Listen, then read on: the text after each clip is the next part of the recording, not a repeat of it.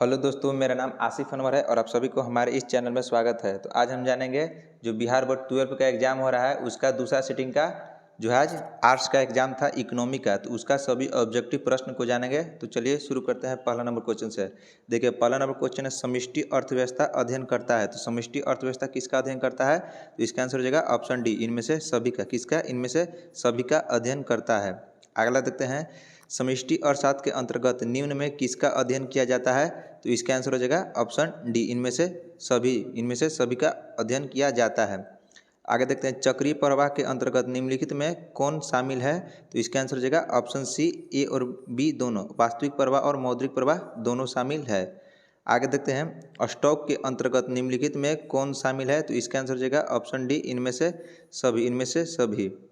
आगे देखते हैं 5 नंबर क्वेश्चन। तो 5 नंबर क्वेश्चन है वास्तविक प्रवाह के अंतर्गत निम्नलिखित में कौन शामिल है? तो इसका आंसर हो जाएगा ऑप्शन सी, ए और बी दोनों। ए और बी वस्तुओं का प्रवाह और सेवाओं का प्रवाह दोनों शामिल है।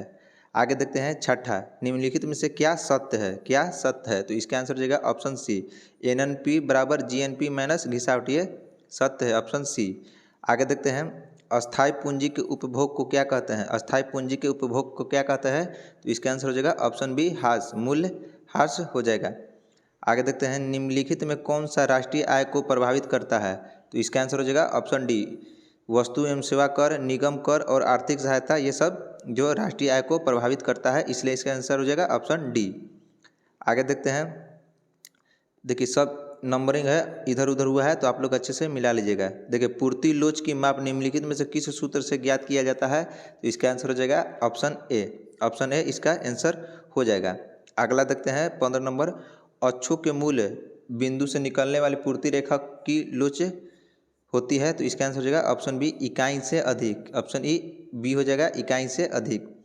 आगे देखते हैं, देखिए अगला है अन्य बातें समान रहने पर किसी वस्तु की कीमत में 5% की वृद्धि होने से उस वस्तु में पूर्ति की मात्रा 6% बढ़ जाती है, तब वस्तु की पूर्ति की कीमत लोच का मान क्या होगा? तो इसका आंसर हो जाएगा ऑप्शन सी इसका आंसर हो जाएगा। आगे देखते हैं द्वितीयक क्षेत्र में निम्नलिखित में कौन सी सेवा सम्मिलित है? तो इसका आंसर हो जाएगा ऑप्शन बी, विनिर्माण, आंसर हो जाएगा ऑप्शन बी। आगे देखते हैं प्राथमिक क्षेत्र में निम्नलिखित में कौन शामिल किया जाता है? तो इसका आंसर हो जाएगा ऑप्शन डी, सभी को। भूमि, वन और खनन ये प्राथमिक क्षेत्र के अंतर्गत आते हैं। आगे देखते हैं फर्म को लाभ मिलता है जब, फर्म को कब लाभ मिलता है? तो इसका आंसर हो जाएगा ऑप्शन ए आर बड़ा रहता है एसी से, ए आर बड़ा रहता है एसी से तब।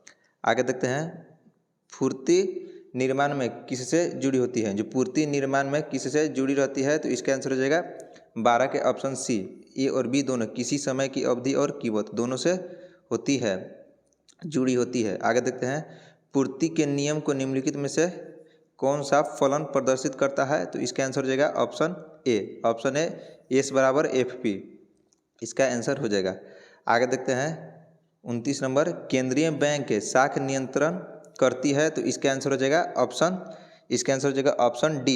डी सभी, इसका आंसर होगा ऑप्शन डी, बैंक के दर के जरिए, खुले बाजार प्रक्रिया के जरिए और सीआरआर के जरिए, ऑप्शन डी हो जाएगा। आगे देखते हैं मौद्रिक नीति का प्रमुख उद्देश्य क्या है? तो इसका आंसर हो जाएगा ऑप्शन डी, सभी। मौद्रिक नीति का उद्देश्य क्या है? इनमें से सभी। आगे देखते हैं वरिष्ठ अर्थशास्त्र में सम्मिलित होती है। तो इसका आंसर हो जाएगा ऑप्शन डी, सभी। वरिष्ठ अर्थशास्त्र में सभी सम्मिलित होती है। आगे देखते हैं, देखिए 25 नंबर क्वेश्चन है व्यापारिक बैंकों के गौण्यकार के अंतर्गत निम्नलिखित में से किसे शामिल किया जाता है? तो इसका आंसर हो जाएगा ऑप्शन डी, इसका आंसर हो जाएगा ऑप्शन डी, सभी को शामिल किया जाता है। आगे देखते हैं व्यावसायिक बैंक के क्या कार्य करती है? तो इसका आंसर हो जाएगा ऑप्शन डी, जब बी और सी दोनों कार्य करती है। नोट, देखिए बी और सी है जो, देखिए नोट निर्गमन करती है और ग्राहकों को ऋण देती है व्यावसायिक बैंक। आगे देखते हैं वाणिज्यिक बैंक शाख सृजन करती है। तो इसका आंसर हो जाएगा ऑप्शन सी, ए और बी दोनों करती है। आगे देखते हैं निम्नलिखित में कौन सा कथन सही है? निम्नलिखित में से कौन सा कथन सही है? तो इसका आंसर हो जाएगा ऑप्शन डी, इनमें से सभी, जो सभी कथन है वो सही हैं। आगे देखते हैं लाभ का निम्नलिखित में कौन सा घटक है? लाभ का निम्नलिखित में से कौन सा घटक है? तो इसका आंसर हो जाएगा ऑप्शन डी, इनमें से सभी। लाभांश, अवित ऋत लाभ और निगम लाभ कर, ये सभी घटक हैं। आगे हैं वस्तु विनिमय प्रणाली की निम्नलिखित में कौन सी कठिनाइयां हैं? तो इसका आंसर हो जाएगा ऑप्शन बी, वस्तु विभाजन की कठिनाइयाँ। वस्तु विभाजन की कठिनाइयाँ ऑप्शन सॉरी जो 22 का आंसर हो जाए उसका आंसर हो जाएगा डी। 22 का आंसर डी हो जाएगा, 22 का डी। आगे देखते हैं मुद्रा के प्राथमिक कार्य के अंतर्गत निम्नलिखित में किसे शामिल किया जाता है? तो इसका आंसर हो जाएगा ऑप्शन सी, ए और बी दोनों, ए और बी दोनों को। आगे देखते हैं मुद्रा के कार्यों को सम्मिलित है, तो मुद्रा के कार्यों में सम्मिलित है, तो इसका आंसर हो जाएगा ऑप्शन डी, सभी जो सम्मिलित हैं। मूल्य निर्धारण करना, मूल्य संचित करना और विनिमय का माध्यम, ये सब मुद्रा के कार्यों में सम्मिलित है। आगे देखते हैं वैशिष्ट, देखिए वैशिष्ट अर्थशास्त्र अध्ययन करता है। वैशिष्ट अर्थशास्त्र जो किसका अध्ययन करता है? तो इसका आंसर हो जाएगा ऑप्शन बी, साधन कीमत निर्धारण करता है। आगे देखते हैं अर्थशास्त्र के जनक कौन थे? तो अर्थशास्त्र के जनक है जो एडम स्मिथ को माना जाता है। किसको? एडम स्मिथ को। आगे देखते हैं निम्न में से कौन सा कथन सही है? तो इसका आंसर हो जाएगा ऑप्शन डी, इनमें से सभी, ऑप्शन डी इसका आंसर हो जाएगा। आगे देखते हैं आर्थिक समस्या मूलतः किस तथ्य की समस्या से संबंधित है? तो इसका आंसर हो जाएगा ऑप्शन ए, चुनाव की समस्या से। आगे देखते हैं, देखिए ब्रेटन वुड्स प्रणाली के समय अधिकांश देशों में क्या था? तो इसका कौन सा दर चल रहा था? तो इसका आंसर हो जाएगा ऑप्शन सी, ए और बी दोनों, स्थिर विनिमय दर और अधिकीलित विनिमय दर दोनों चल रहा था। आगे देखते हैं भुगतान संतुलन के अदृश्य मतों के अंतर्गत निम्नलिखित में किस सम्मिलित किया जाता है? तो इसका आंसर हो जाएगा ऑप्शन डी, इनमें से सभी बैंकिंग सूचना और जहाज रानी सभी को सम्मिलित किया जाता है। आगे देखते हैं पूंजी खाते के अंतर्गत निम्नलिखित में किसे शामिल किया जाता है? तो इसका आंसर हो जाएगा ऑप्शन डी, इनमें से सभी सरकारी सौदे, निजी सौदे और विदेशी प्रत्यक्ष विनियोग को सम्मिलित किया जाता है। आगे देखते हैं निम्नलिखित में कौन पूंजी खाते में नहीं आता है? कौन सा जो है पूंजी खाते में नहीं आता है? तो इसका आंसर हो जाएगा ऑप्शन सी, एक पक्षीय अंतरण जो है पूंजी खाते के अंतर्गत नहीं आता है। आगे देखते हैं किसी वस्तु की मानवीय आवश्यकता को संतुष्ट करने का क्षमता किसमें होता है? तो इसका आंसर हो जाएगा ऑप्शन बी, उपयोगिता में। किसमें? उपयोगिता में होता है। आगे देखते हैं निवेश गुणक क्या होगा यदि MPC बराबर 0.2 हो? तो इसका आंसर हो जाएगा ऑप्शन बी, 5 होगा, इसका आंसर 5 हो जाएगा। आगे देखते हैं विदेशी विनिमय दर का निर्धारण होता है, तो इसका आंसर हो जाएगा ऑप्शन सी, विदेशी विनिमय का निर्धारण ऑप्शन सी, विदेशी विनिमय बाजार में मांग एवं पूर्ति द्वारा। आगे देखते हैं विदेशी विनिमय दर का निर्धारण कौन करता है? विदेशी विनिमय दर का निर्धारण कौन करता है? तो इसका आंसर हो जाएगा ऑप्शन डी, मांग एवं पूर्ति शक्तियों द्वारा। आगे देखते हैं निम्न में से किस अर्थव्यवस्था में निजी क्षेत्रों एवं सार्वजनिक क्षेत्रों का सह-अस्तित्व होता है? तो इसका आंसर हो जाएगा ऑप्शन सी, मिश्रित, ऑप्शन सी मिश्रित।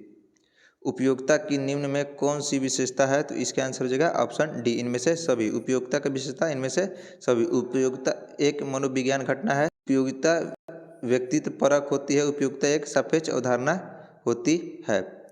आगे देखते हैं उपभोक्ता व्यवहार का अध्ययन किया जाता है, तो इसका आंसर हो जाएगा ऑप्शन ए, सूक्ष्म अर्थव्यवस्था में, अर्थशास्त्र में। आगे देखते हैं सम सीमांत उपयोगिता नियम के विचार के मूल प्रतिपादक कौन थे? तो इसका आंसर हो जाएगा ऑप्शन बी, इसका आंसर हो जाएगा ऑप्शन बी, गोसेन, इसका आंसर हो जाएगा।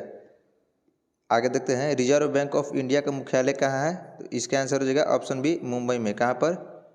मुंबई में है। आगे देखते हैं भारत में 14 बड़े अनुसूचित व्यावसायिक बैंकों का राष्ट्रीयकरण कब किया गया था? तो इसका आंसर हो जाएगा ऑप्शन सी। आगे देखते हैं, देखिए नरसिंहम समिति का प्रतिवेदन निम्नलिखित में से किसके सुधार से संबंधित है? तो इसका आंसर हो जाएगा ऑप्शन सी, बैंकिंग सुधार से संबंधित है। आगे देखते हैं अगला है 15 अप्रैल 1980 को कुल कितने बैंकों का राष्ट्रीयकरण किया गया था? तो इसका आंसर हो जाएगा ऑप्शन बी, 6, ऑप्शन सी 6 बैंकों का। आगे देखते हैं कीन्सियन विचारधारा के अंतर्गत आय के संतुलन का निर्धारक निम्नलिखित में कौन है? तो इसका आंसर हो जाएगा ऑप्शन ए, सामूहिक मांग हो जाएगा। आगे देखते हैं उत्पादक का साधन क्या है, उत्पादन का साधन क्या है, तो इसका आंसर हो जाएगा ऑप्शन डी, इनमें से सभी, भूमि, श्रम और पूंजी सभी हो जाएगा। आगे देखते हैं उत्पादन में वृद्धि के साथ साथ कुल लागत एवं कुल स्थिर लागत का अंतर कितना होता है, तो इसका आंसर हो जाएगा ऑप्शन सी, घट जाता है, लागत का अंतर घट जाता है। आगे देखते हैं अल्पकाल में उत्पादन प्रक्रिया में निम्नलिखित में कौन से साधन होते हैं, तो इसका आंसर हो जाएगा ऑप्शन सी, ए बी दोनों, स्थिर साधन और परिवर्तनशील साधन दोनों इसका आंसर हो जाएगा। आगे देखते हैं अवसर लागत का वैकल्पिक नाम क्या है, तो इसका आंसर हो जाएगा ऑप्शन ए, आर्थिक लागत। अवसर लागत का वैकल्पिक नाम आर्थिक लागत हो जाएगा। आगे देखते हैं टीएफसी और टीवीसी बराबर क्या होगा, तो इसका आंसर हो जाएगा ऑप्शन ए, ऑप्शन ए इसका आंसर कुल लागत हो जाएगा, ऑप्शन ए कुल लागत। आगे देखते हैं किस बाजार में सीमांत आगम शून्य अथवा ऋणात्मक हो सकता है, तो इसका आंसर हो जाएगा ऑप्शन सी, ए और बी दोनों, एकाधिकार और एकाधिकारी प्रतियोगिता। आगे देखते हैं निम्नलिखित में कौन सा अधिकार एकाधिकार और एकाधिकारी प्रतियोगिता दोनों के लिए सत्य होगा, तो इसका आंसर हो जाएगा ऑप्शन ए, पी बड़ा रहेगा एम आर से पी बड़ा होगा, ऑप्शन ए। आगे देखते हैं औसत आगम किसके समान है, औसत आगम है किसके समान है, तो इसका आंसर होगा ऑप्शन सी, ए और बी दोनों, ए और बी दोनों के। आगे देखते हैं फॉर्म के संतुलन की आवश्यक शर्त क्या है, तो इसका आंसर हो जाएगा ऑप्शन ए, एम आर बराबर एम सी, एम आर बराबर एम सी हो जाएगा। आगे देखते हैं कुल लाभ बराबर होता है, कुल लाभ बराबर क्या होता है, तो इसका आंसर हो जाएगा option A, T R minus T C, T R minus T C हो जाएगा। आगे देखते हैं किन्स के अनुसार अर्थव्यवस्था में आय एवं रोजगार की संतुलन स्तर निम्नलिखित में से कहाँ स्थापित होता है, तो इसका आंसर हो जाएगा ऑप्शन सी, ए डी बराबर ए एस, ए डी बराबर ए एस हो जाएगा। आगे देखते हैं किन्स सिद्धांत किसके साथ जुड़ा हुआ है, तो इसका आंसर हो जाएगा ऑप्शन डी, इनमें से सभी, इनमें से सभी हो जाएगा। आगे देखते हैं किन्स के गुणांक सिद्धांत निम्नलिखित में से किनके बीच संबंध स्थापित करता है, तो इसका आंसर हो जाएगा जो ऑप्शन ए, ऑप्शन में निवेश तथा समग्र आय के बीच संबंध स्थापित करता है। आगे देखते हैं गुणक को निम्नलिखित में किस सूत्र द्वारा व्यक्त किया जाता है, तो इसका आंसर हो जाएगा ऑप्शन बी, ऑप्शन बी इसका आंसर हो जाएगा।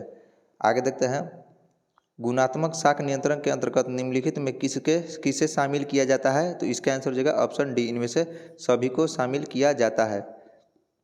आगे देखते हैं बजट के संघटक निम्नलिखित में से कौन सा है, तो इसका आंसर हो जाएगा ऑप्शन सी, ए और बी दोनों, बजट प्रक्रिया और बजट व्यय।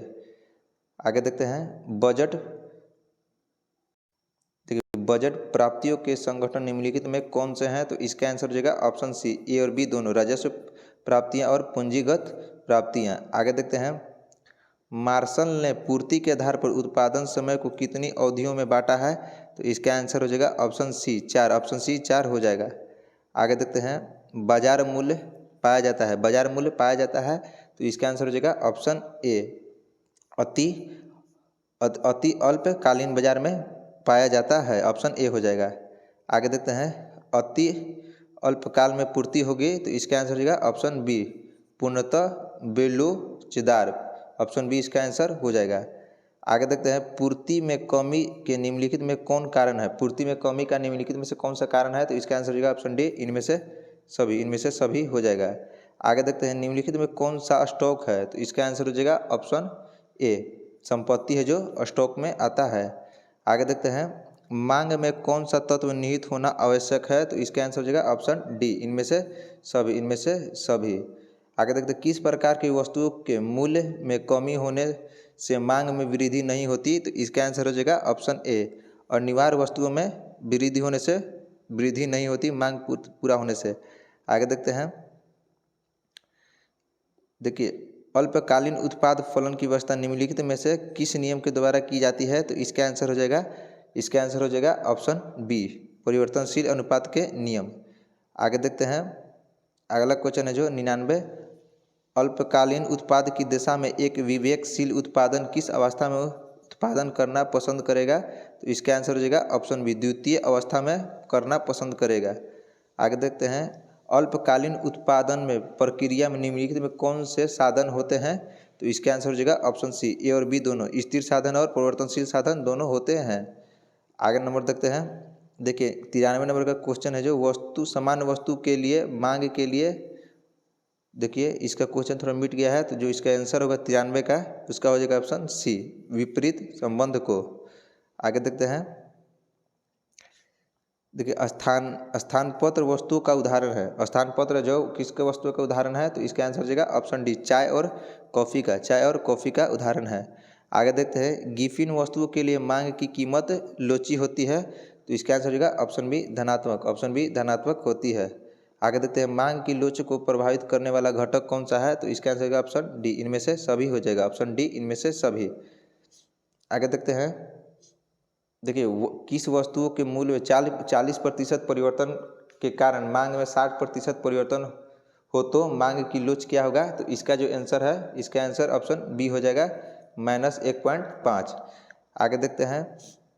उच्चतम निर्धारित कीमत से बाजार में कैसी स्थिति उत्पन्न होती है, तो इसका आंसर हो जाएगा ऑप्शन डी, इनमें से सभी स्थिति उत्पन्न होती है।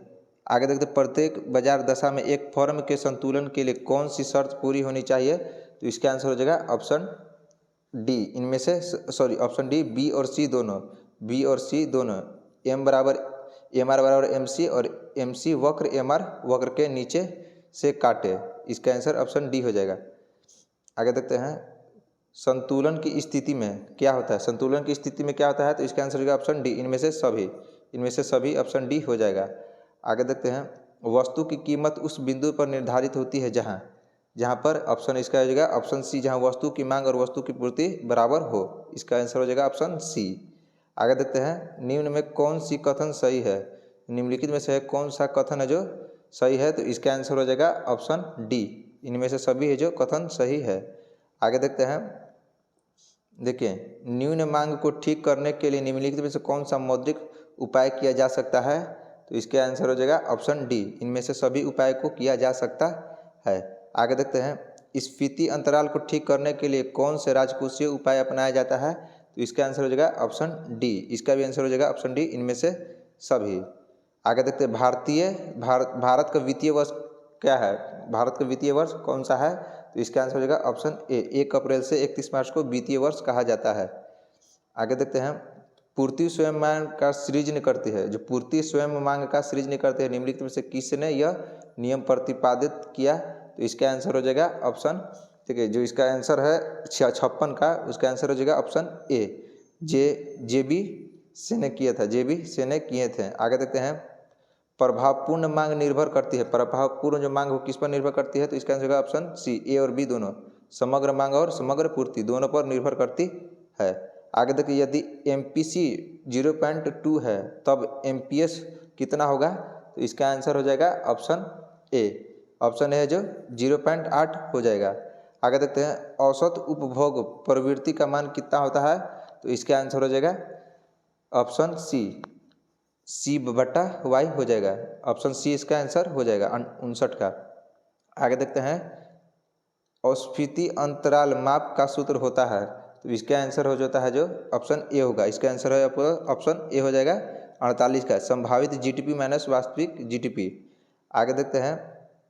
अतिरेक मांग उत्पन्न होने के निम्नलिखित में कौन सा कारण है, तो इसका आंसर हो जाएगा ऑप्शन डी, इनमें से सभी है जो कारण है। आगे देखते हैं।